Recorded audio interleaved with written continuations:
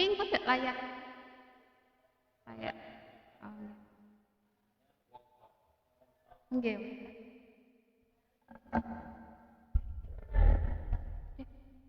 Assalamualaikum warahmatullahi wabarakatuh.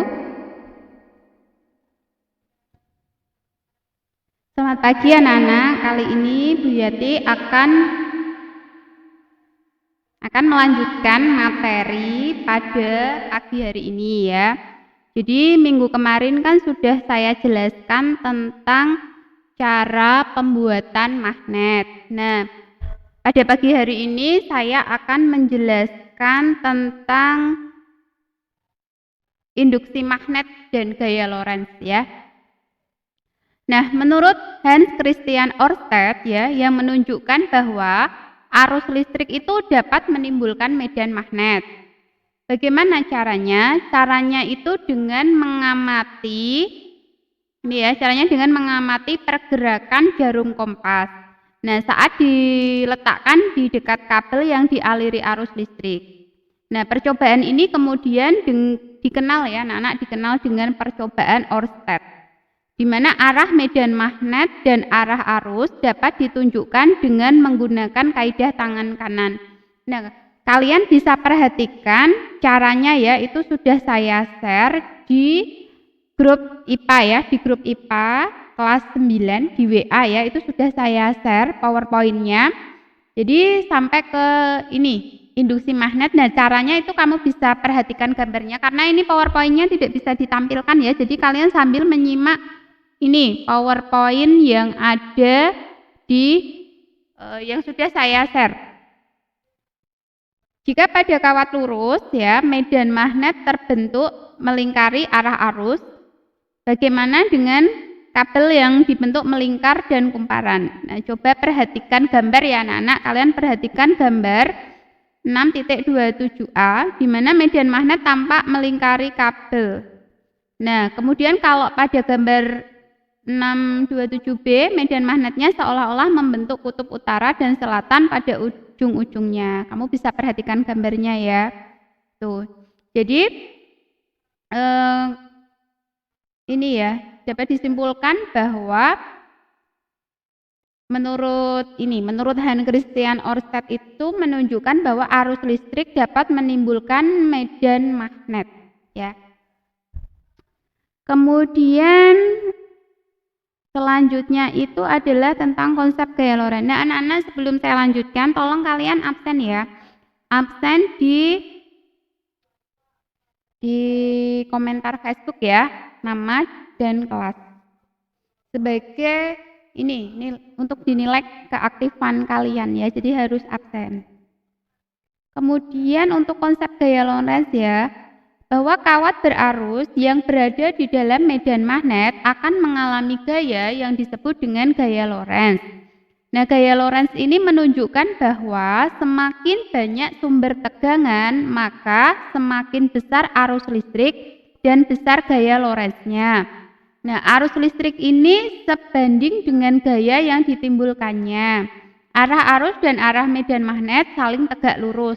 Nah, rumus untuk gaya Lorentz-nya sendiri itu adalah F sama dengan B kali I kali L, di mana F-nya itu adalah gaya Lorentz, satuannya Newton, B ini adalah kuat medan magnet, satuannya Tesla, kemudian I ini adalah kuat arus listrik, satuannya ampere, dan L adalah panjang kawat berarus ya, yang masuk ke dalam medan magnet, satuannya meter ya. Jadi anak-anak bisa lihat, bisa perhatikan di PowerPoint ya. Yang sudah saya share bahwa rumus untuk gaya Lorentz sendiri itu adalah F sama dengan B kali I kali L ya. Nah, penentuan arah gaya Lorentz itu dapat dilakukan dengan menggunakan kaidah tangan kanan. Kalian perhatikan gambarnya itu, di mana ibu jari itu menunjukkan arah arus listrik, kemudian jari telunjuk itu menunjukkan medan magnet, dan jari tengah itu menunjukkan gaya Lorentz. Ya, kamu sudah perhatikan gambarnya ya. Kemudian untuk penerapan gaya Lorentz dalam kehidupan sehari-hari. Penerapan gaya Lorentz dalam kehidupan sehari-hari itu misalnya pada motor listrik. Nah, motor listrik ini digunakan untuk mengubah energi listrik menjadi energi gerak. Beberapa motor listrik yang digunakan dalam kehidupan sehari-hari, misalnya motor listrik pada kipas angin ini berfungsi untuk menggerakkan baling-baling.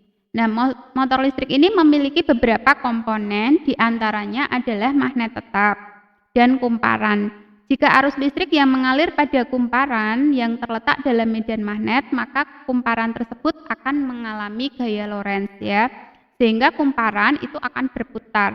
Agar kumparannya dapat berputar dengan stabil, maka kalian bisa perhatikan pada gambar 6.30 ya.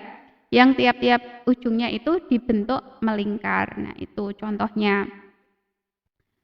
Kemudian induksi elektromagnetik ya. Jadi menurut Faraday, listrik itu dapat dihasilkan dengan cara menggerakkan magnet batang keluar masuk kumparan.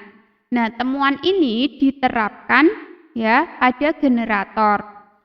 Ya, jadi diterapkan pada generator listrik yang dapat mengubah energi gerak menjadi energi listrik. Nah, kira-kira apa saja anak-anak alat-alat yang menggunakan prinsip kerja induksi elektromagnetik? Jadi ada beberapa alat yang menggunakan konsep induksi elektromagnetik ya, yang mengubah energi mengubah energi gerak menjadi energi listrik. Di antaranya ada generator tadi ya, kemudian ada dinamo, kemudian ada lagi transformator atau trafo. Saya jelaskan dulu tentang alat generator ya.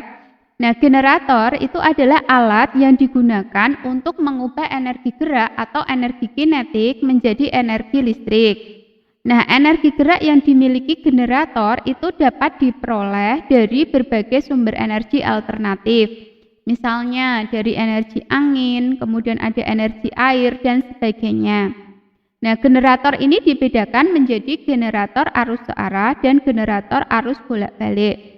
Nah, misalnya untuk generator arus bolak-balik atau generator AC atau alternator itu dapat menghasilkan arus listrik bolak-balik dengan cara menggunakan cincin ganda. Sedangkan pada generator arus searah atau DC itu menghasilkan arus listrik searah dengan cara menggunakan cincin belah atau disebut dengan komutator. Yang kedua alatnya adalah dinamo AC atau dinamo DC di sini ya. Dinamo adalah generator yang relatif kecil seperti yang digunakan pada sepeda.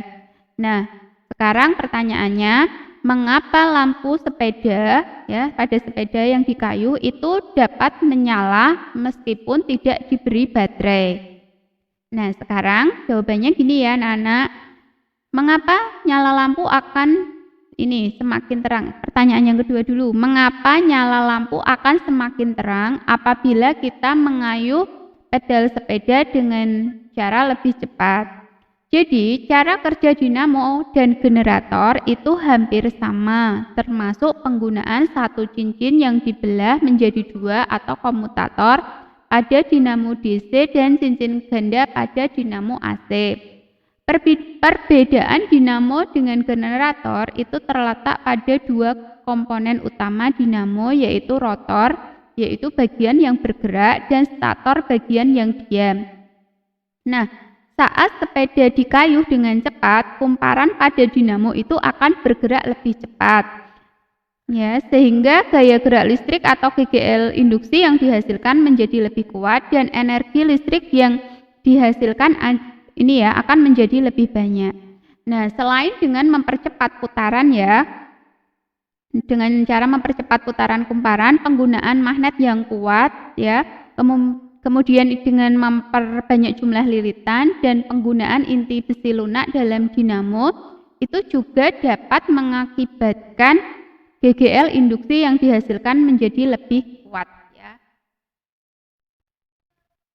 Kemudian alat yang ketiga itu ada transformator atau disebut dengan trafo ya anak-anak.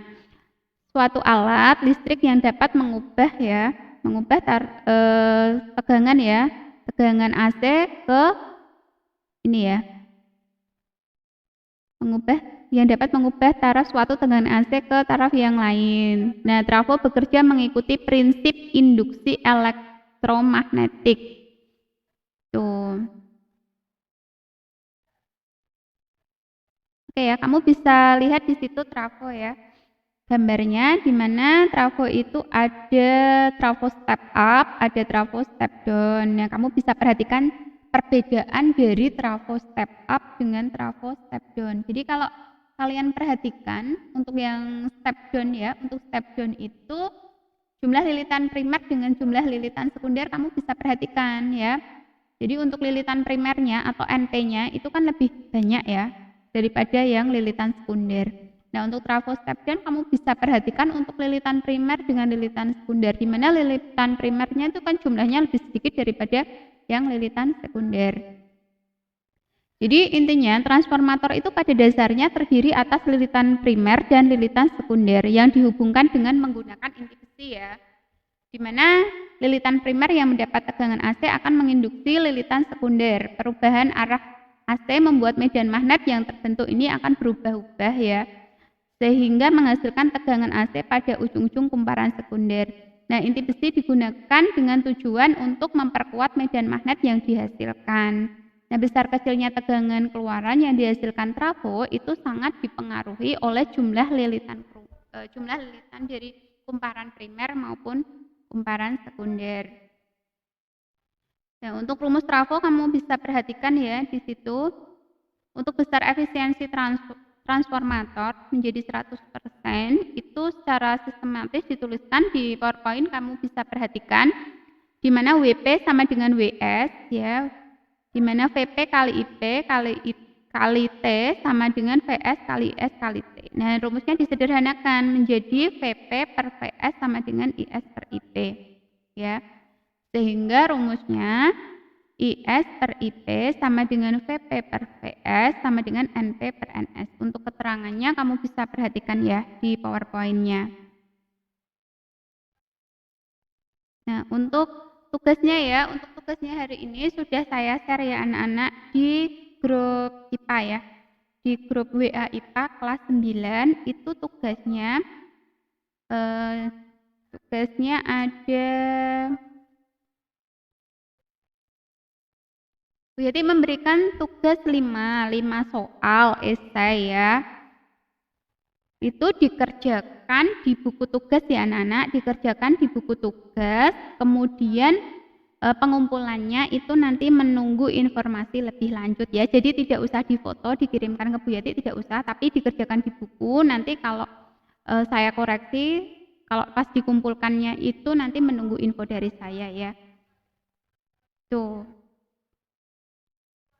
Jadi untuk pertemuan hari ini saya rasa cukup ya. Jangan lupa tugasnya tadi yang 5 langsung dikerjakan hari ini ya. Jangan ditunda-tunda. Terima kasih yang sudah memperhatikan live ya, meskipun sebentar ya. Yang penting bisa menginformasikan kepada kalian ya untuk materi hari ini sama tugas hari ini. Terima kasih. Sekian. Wassalamualaikum warahmatullahi wabarakatuh.